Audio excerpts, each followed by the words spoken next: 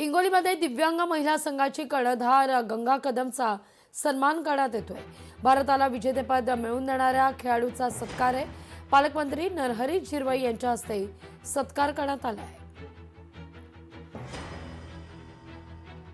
सर्वसामान्य कुटुंबातील एक वडील हयात नसताना एका 8 बहिणींचं कुटुंब, एक भाऊ आणि विधवा आई, अशा याच्यातून ती एवढा मोठा यश मिळवते आणि एक देशाला आपलं नाव, आपल्या गावाचं नाव लौकिक करते। अशा मुलीला शाबासकीची थाप देण्यासाठी म्हणून त्या ठिकाणी मी आज कबूल केल्याप्रमाणे आलो।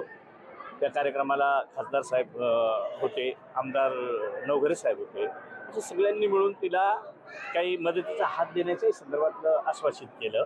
काहींनी रोख स्वरूपातही मदत दिलेली आहे।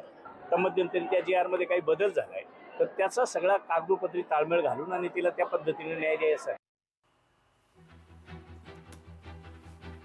दिव्यांग महिला संघाची कर्णधार गंगा कदमचा सत्कार करण्यात येतोय। भारताला विजेतेपद मिळवून दिल्यानंतर हा सन्मान आहे।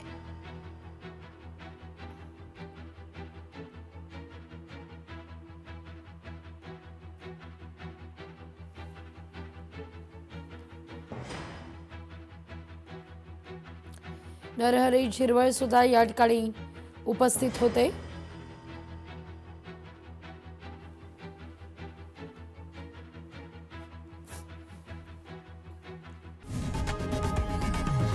लोकशाही मराठी ऐका, पहा, जागरूक रहा।